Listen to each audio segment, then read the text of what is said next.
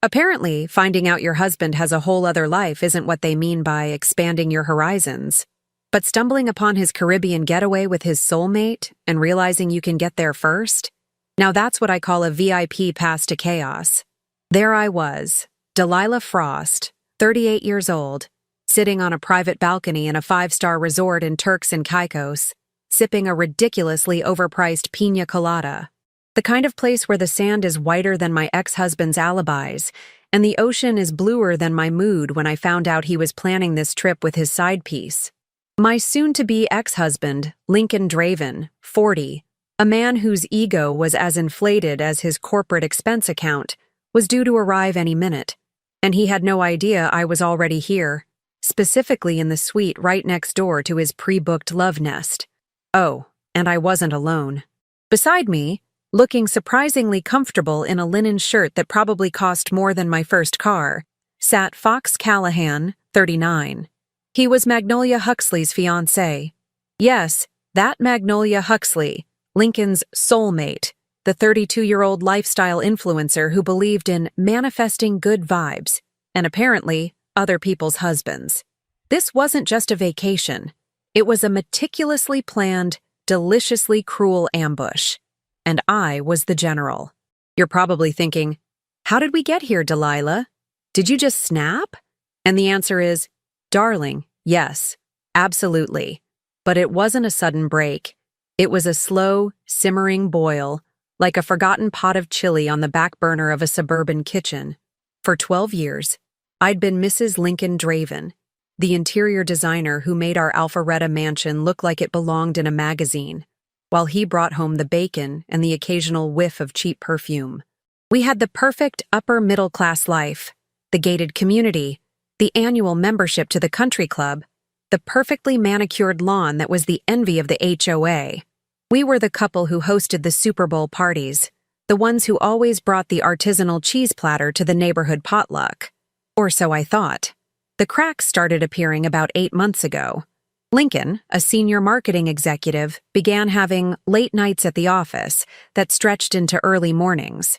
His phone, once a shared device for family photos, became a sacred, password-protected artifact.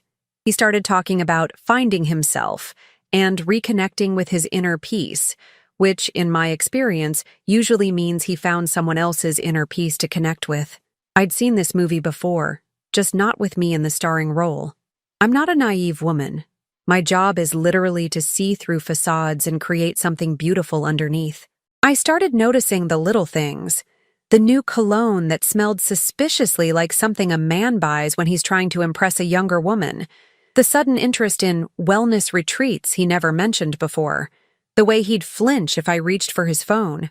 It was all so cliché, it almost hurt. Almost. Then came the Caribbean. I was doing our taxes. Because, let's be real, he couldn't find his own socks without a GPS. And I stumbled upon a charge for 2 first-class tickets to Turks and Caicos, booked under Mr. and Mrs. Draven. My heart did that little plummeting thing, but my brain, bless its cynical heart, immediately went into detective mode. Mrs. Draven? Huh? Bold move, Lincoln. Very bold. A quick dive into his deleted emails. Thank you, Cloud Recovery. You truly are a goddess, confirmed my suspicions. There it was, a confirmation for a luxury suite, a romantic dinner reservation, and a note about making this trip unforgettable for my Magnolia. Magnolia. The name hit me like a rogue wave. A few hours of intense social media stalking, fueled by a bottle of Sauvignon Blanc, and the kind of righteous indignation only a betrayed wife can conjure, led me to Magnolia Huxley. Her Instagram was a pastel-colored shrine to self-love, avocado toast, and sponsored content. And there, buried in her tagged photos, was a man. A different man. A fiancé. Fox Callahan. He looked interesting. Not conventionally handsome like Lincoln, but with a sharp jawline, intense eyes, and a smirk that suggested he knew a thing or two about the world's absurdities. He was a tech entrepreneur, apparently, the kind of guy who probably built his own app before he was 30 and now just invests in things that make him roll his eyes. My kind of guy, actually. That's when the idea, brilliant and utterly unhinged, hit me. Why just divorce him and move on when I could orchestrate a symphony of public humiliation? Why let them have their romantic getaway when I could turn it into a reality show they never auditioned for? This wasn't about revenge in the traditional sense. It was about exposing the sheer audacity of their betrayal, about holding up a mirror to their self-serving delusion. It was about making them realize that karma wasn't just a concept for Instagram captions. Sometimes it booked the room next door. Contacting Fox was the next hurdle. I found his business email, surprisingly easy for a tech mogul. My email was short, to the point, and devoid of emotion. Mr. Callahan, my name is Delilah Frost. I believe your fiancé, Magnolia Huxley, is currently having an affair with my husband, Lincoln Draven. They are planning a romantic trip to Turks and Caicos next week. I have proof. I think we should talk. I expected a furious call, maybe a threat. What I got was a terse, send the proof. I sent it all. The flight details, the hotel booking, screenshots of Magnolia's gushing texts to Lincoln, even a photo of Lincoln's good luck charm, a tacky seashell necklace I'd seen Magnolia wearing in one of her Beach Babe posts. Fox called me an hour later. His voice was calm, almost unnervingly so, but I could hear the steel beneath it. I appreciate your thoroughness, Ms. Frost. This is quite a lot to process. That was an understatement. We talked for 2 hours. He was initially skeptical, then furious, then surprisingly pragmatic. He admitted Magnolia had been distant, always on her phone, talking about finding her purpose. He was a man who dealt in data, and my data was irrefutable. By the end of the call, I floated the idea. What if, I began, we don't just expose them? What if we enhance the experience? There was a long pause, then a dry chuckle. You're saying we crash their party? Oh no, I corrected, a wicked grin spreading across my face. We host the party, right next door. And that's how Fox Callahan, the man whose fiancé was sleeping with my husband, ended up sitting next to me on a balcony in paradise, waiting for the curtain to rise on our little drama. We had arrived yesterday, checked into our suite, which, thanks to a very generous upgrade and a very persuasive bribe to the concierge, was indeed directly adjacent to Lincoln and Magnolia's. We'd even managed to get connecting doors, though we'd kept them locked. For now. The resort was a sprawling, luxurious labyrinth, but we knew their exact coordinates. We were the unexpected guests, the uninvited co-stars, ready to turn their romantic idyll into a psychological thriller. The question wasn't if they'd find out, but when, and how spectacularly they'd unravel. And I, Delilah Frost, was ready to watch the show, with popcorn, and maybe another piña colada.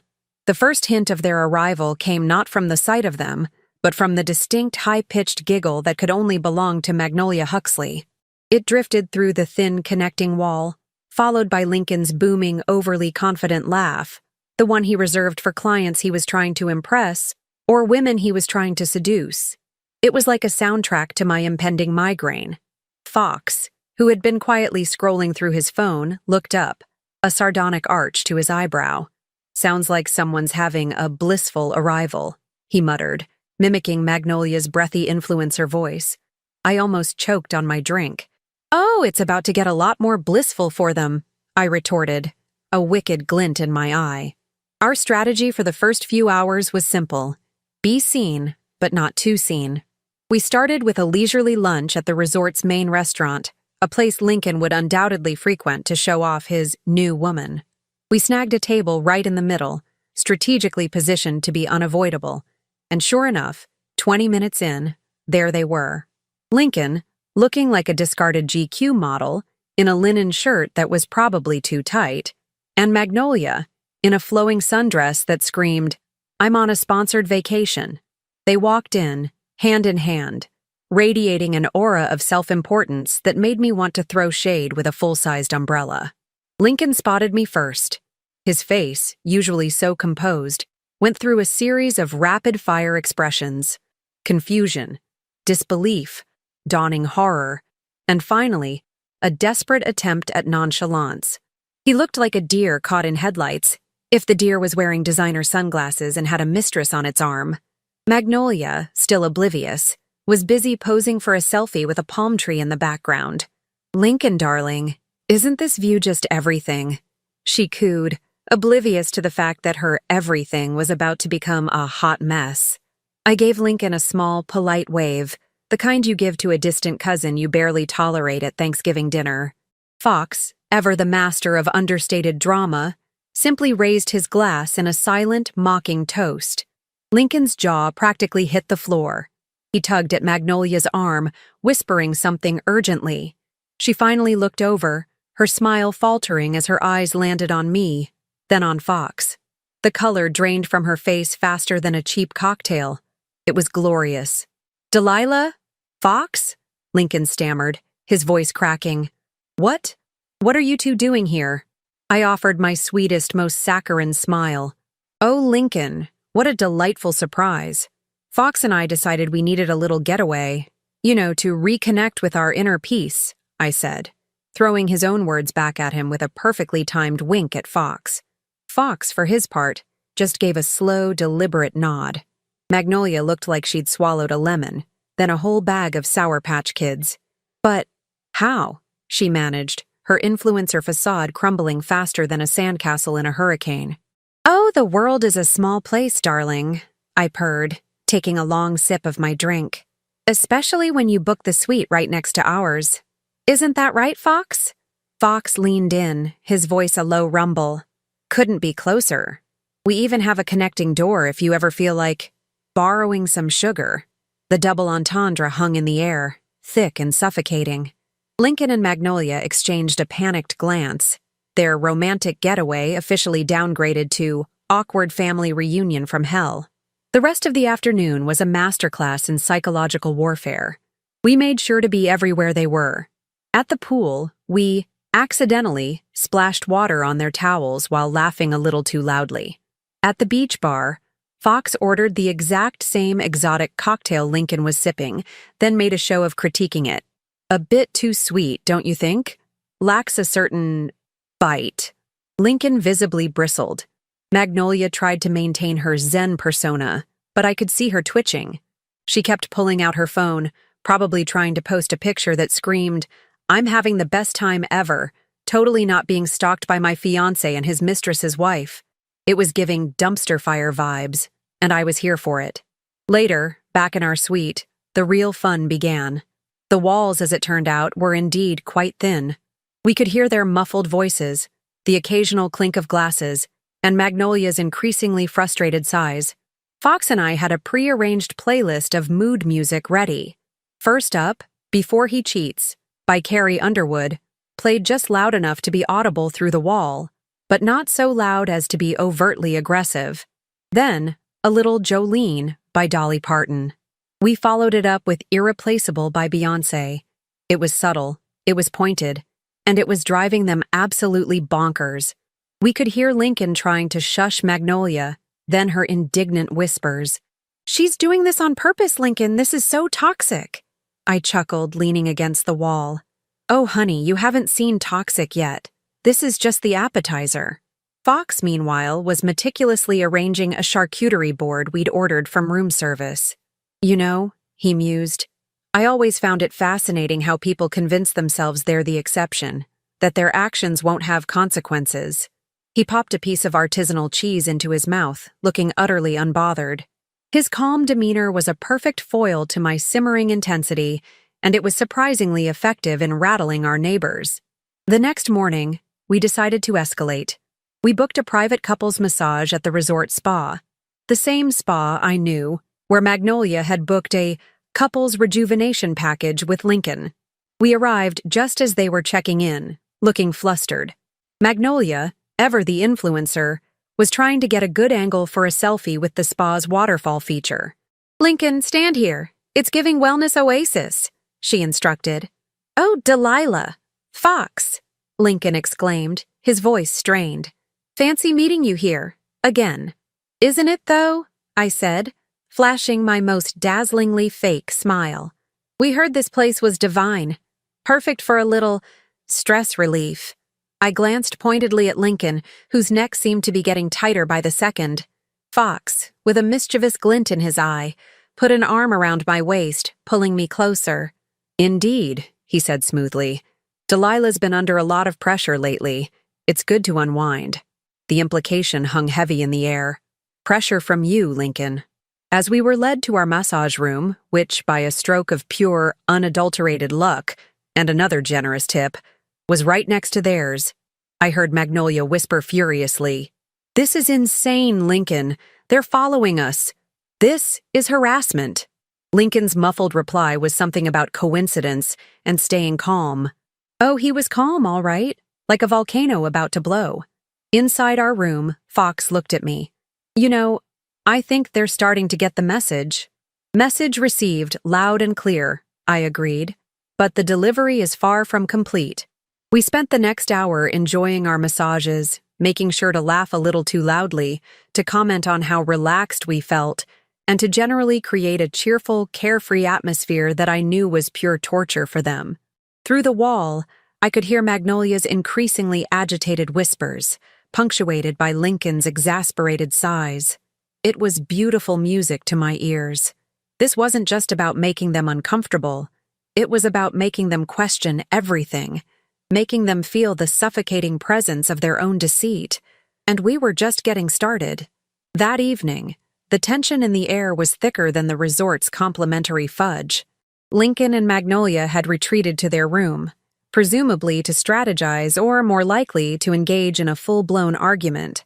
Fox and I were enjoying a quiet dinner on our balcony, the gentle lapping of the waves a stark contrast to the storm brewing next door. We could hear snippets of their conversation, Magnolia's voice rising in indignation, Lincoln's trying to placate her with increasingly desperate reassurances. It was the predictable unraveling of a relationship built on sand. "He's trying to gaslight her," I observed, swirling the ice in my glass. "Classic Lincoln. Make her feel like she's the crazy one for noticing the obvious." Fox grunted in agreement. "Magnolia's not exactly a bastion of self-awareness, but even she can tell when she's being played." He paused, then looked at me, a thoughtful expression on his face. "You know, Delilah, I've been doing some digging of my own, about Lincoln." My interest was immediately piqued. "Oh? Do tell. Did you find his secret lair where he plots world domination and bad hair days?" Fox chuckled, a dry, low sound. "Worse. I found his financial statements. And a few interesting emails." He pulled out his phone, a sleek, minimalist device that probably cost more than my entire design budget. Magnolia always talked about Lincoln being financially stable, a provider. Turns out he's more like a house of cards built on a credit line. He showed me a series of documents. Lincoln, the high-flying executive, was apparently living well beyond his means. His company stock options were underwater, his investments were speculative at best, and he had a significant amount of undisclosed debt. Even worse, Fox had uncovered an email chain between Lincoln and a colleague discussing a potential restructuring at his company, which sounded an awful lot like a euphemism for layoffs, with Lincoln possibly on the chopping block. "He's been funneling money into a separate account, ostensibly for future investments," Fox explained. "But it looks more like a slush fund he's been dipping into to maintain his lifestyle and probably to impress Magnolia." This was the plot twist I didn't see coming. It wasn't just about betrayal. It was about a house of financial cards, ready to collapse. Lincoln wasn't just a cheater. He was a financial liability. And Magnolia, the wellness influencer who preached about abundance, was about to find out her abundance was built on quicksand. This changed everything. My initial plan was to expose their affair, to publicly humiliate them. But this was a whole new level of poetic justice. This wasn't just about his heart. It was about his wallet, his reputation, his entire carefully constructed facade. "So, he's not just a philanderer," I mused, a slow, predatory smile spreading across my face. "He's a financial ticking time bomb, and he's about to drag Magnolia down with him." "Precisely," Fox confirmed. "He's been painting a picture of success to her, probably promising her a life of luxury she's accustomed to. If she knew the truth, Her positive vibes would evaporate faster than a drop of water on a hot skillet. "And my divorce settlement?" I asked, suddenly more concerned about the practicalities. "That's where it gets interesting," Fox said. "If he's hiding assets, or if his financial situation is as precarious as it looks, you're entitled to a much larger share, especially if he's been using marital funds to support his affair or hide debt. We need to expose this, not just for revenge, but for your financial security." This was where my underestimated intelligence came into play. People always saw me as the pretty designer, the one who made things look good. They didn't see the meticulous planning, the strategic thinking, the ruthless efficiency required to run a successful business. Lincoln certainly didn't. He thought I was just the wife who picked out throw pillows. He was about to learn that I was also the one who could throw a legal hand grenade. "Okay, Fox," I said, my voice firm. "New plan. We still proceed with the public humiliation. That's the appetizer. But the main course? The main course is going to be a full financial audit. And we're going to make sure Magnolia gets a front row seat to the collapse of her financially stable dream man." Fox's eyes gleamed. "I like it. How do we do it?" "We start by making sure they can't escape us," I said, a mischievous glint in my eye. "Tomorrow we're going to make their lives a living hell, resort style. We'll ensure they're desperate enough to want to leave, but trapped enough that they can't." Our preparation began. Fox, with his tech wizardry, managed to subtly, accidentally disable their digital room key access for a few hours, forcing them to go to the front desk multiple times. He also found a way to accidentally redirect their room service orders to our suite. A delicious irony, eating their expensive breakfast while listening to their frustrated calls to the concierge. I, meanwhile, used my interior design connections to discreetly arrange for a special delivery to their room. A large framed print of a particularly unflattering photo of Lincoln and Magnolia, taken by a paparazzi-style photographer I'd hired to follow them around the resort, with the caption, "True Love's First Kiss," or just a really bad decision. It was going to be delivered during their romantic sunset dinner reservation. The beauty of this new plan was its multi-layered approach. It wasn't just about emotional damage, it was about systemic disruption. We weren't just making them uncomfortable, we were dismantling their entire illusion. We were setting the stage for a grand finale that would hit Lincoln where it hurt the most, his pride and his bank account. And Magnolia would get a harsh dose of reality, realizing that her manifested abundance was about to manifest a whole lot of debt and a very public breakup. "You know," Fox said, leaning back in his chair, a satisfied smirk playing on his lips, "I always thought I was good at playing the long game. But you, Delilah Frost, you're in a league of your own." "Honey," I replied, raising my glass, "when you've spent 12 years perfecting the art of passive-aggressive holiday decorations, you learn a thing or two about strategic placement. And right now, Lincoln and Magnolia are perfectly placed for a spectacular fall." The next day was a symphony of orchestrated chaos. Every time they tried to relax by the pool, a group of random guests, actually, some friendly resort staff I'd bribed, would start a loud, raucous game of volleyball right next to them. Their private cabana was accidentally double-booked, forcing them to sit in the general seating. Their dinner reservations were mysteriously canceled. Each small inconvenience chipped away at their composure, making them increasingly agitated. Magnolia's Instagram stories, once filled with glowing reviews, now showed her looking visibly stressed, trying to filter out the chaos around her. It was pure, unadulterated schadenfreude.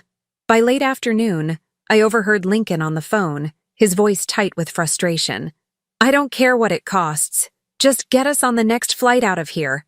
This place is a nightmare." He was trying to escape, but I had one more trick up my sleeve, thanks to Fox's tech skills.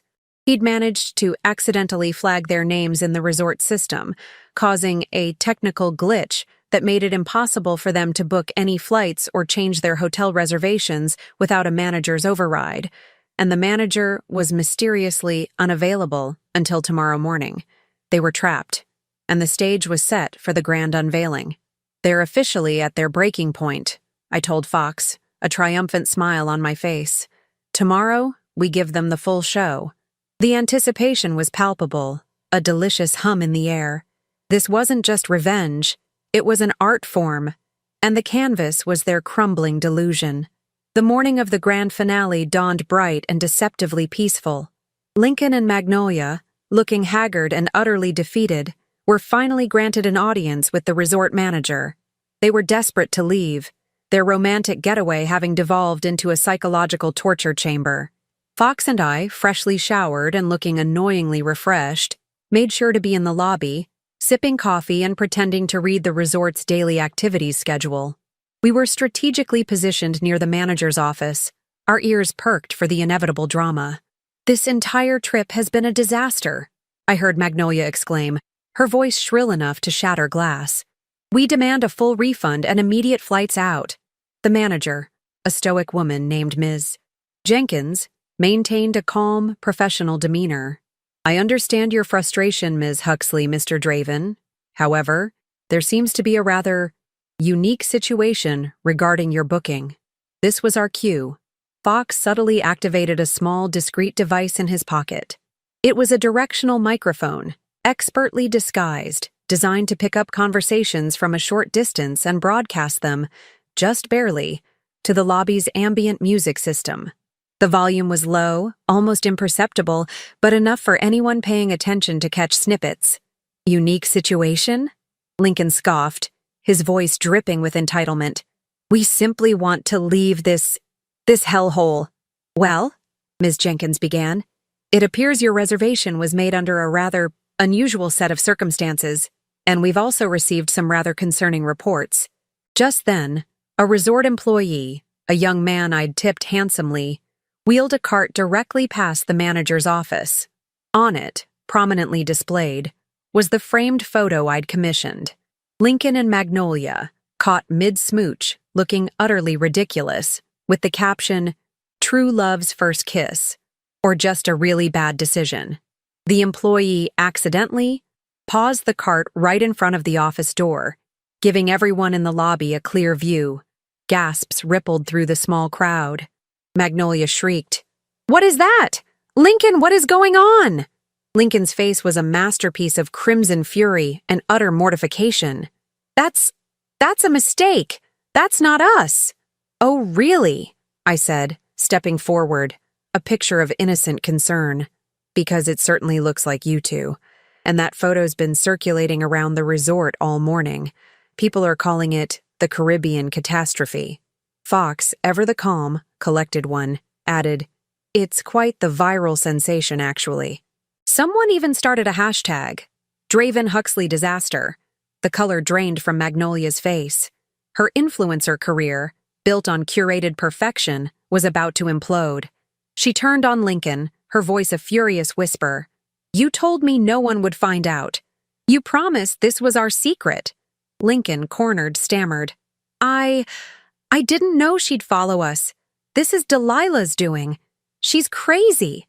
Crazy." I scoffed, a single, perfectly aimed eyebrow arching. Or just a woman who doesn't appreciate her husband using her credit card to fund his midlife crisis with a wellness guru. That's when Fox stepped in, his voice cutting through the rising chaos. "Speaking of finances, Lincoln, I've been looking into your investments and your company's restructuring plans. It seems your financial stability is about as real as Magnolia's filtered selfies." He then, with the casual ease of someone checking the weather, pulled out his phone and projected a few key documents onto a nearby digital display screen, the kind used for resort announcements. It showed snippets of Lincoln's hidden debt, the plummeting stock options, and the internal email about the impending layoffs. The numbers were stark, undeniable, and utterly devastating. The lobby fell silent. Magnolia stared at the screen, her mouth agape. Her financially stable dream man was a fraud. "What is this, Lincoln?" Magnolia whispered, her voice devoid of its usual perkiness. "You told me you were set. You told me we could build an empire." Lincoln looked like he wanted the earth to swallow him whole. It's a misunderstanding. Fox, you can't just expose my private information." "Oh, I can," Fox replied, his voice dangerously calm. especially when that private information directly impacts my fiancé's future and potentially the marital assets of your soon-to-be ex-wife. I believe the term is due diligence. The manager, Ms. Jenkins, cleared her throat. Mr. Draven, Ms. Huxley, I'm afraid given these revelations and the rather public nature of your situation, we can no longer accommodate your stay. We have a reputation to uphold. Your flights have been rebooked for this afternoon, economy class, and there will be no refund. Magnolia let out a choked sob. Economy? But my brand. My followers expect luxury.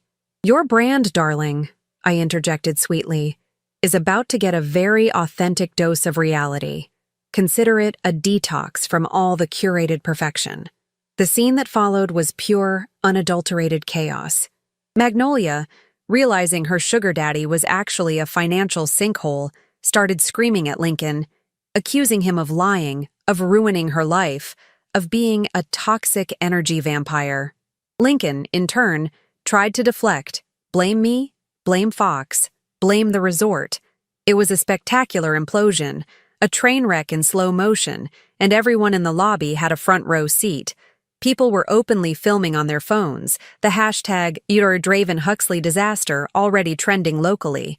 As they were unceremoniously escorted out, their luggage following behind them, Magnolia shot me a look of pure, venomous hatred. You'll regret this, Delilah, she spat. I just smiled, a genuine, satisfied smile this time. Oh, honey, the only thing I regret is not bringing more popcorn. Lincoln, defeated and humiliated, wouldn't even look at me. He was a broken man, his carefully constructed world shattered into a million pieces. His corporate reputation, his financial standing, his soulmate, all gone, exposed in the harsh light of a Caribbean morning. Fox leaned over, a triumphant glint in his eyes. Well, that was cathartic and surprisingly efficient. Indeed, I agreed, though I think the final twist is yet to come. I have a feeling Magnolia will be sending Lincoln a very large invoice for emotional damages once she's done counting her Instagram followers. We watched them go, two figures of misery, their heads bowed, their dreams of a romantic escape utterly annihilated. The justice was poetic, the revenge epic, and the satisfaction for me was absolute. This wasn't just about getting even. It was about reclaiming my narrative, about showing the world that some women don't just get mad, they get strategic. And sometimes the best way to move on is to make sure your ex-husband's new life is a bigger mess than the one he left behind. After the dust settled, or rather, after Lincoln and Magnolia were unceremoniously ushered into a taxi, the lobby slowly returned to its usual hum of vacationers. Fox and I ordered another round of drinks, a celebratory toast to a job exceptionally well done. The resort manager, Ms. Jenkins, approached our table, a subtle smile playing on her lips. Ms. Frost, Mr. Callahan, she began. I must say that was quite the spectacle, and remarkably well orchestrated. Your technical glitches were certainly effective. She winked, then handed me a small, discreet envelope. A little something from the house, for your troubles, and a complimentary upgrade to our presidential suite, for the remainder of your actual vacation. I raised an eyebrow at Fox. Well, look at that. Karma really does have good customer service. He just chuckled, shaking his head. The next few days were pure bliss. We spent them enjoying the presidential suite, the kind of luxury Lincoln could only dream of affording now. We laughed, we relaxed, and we talked. Really talked.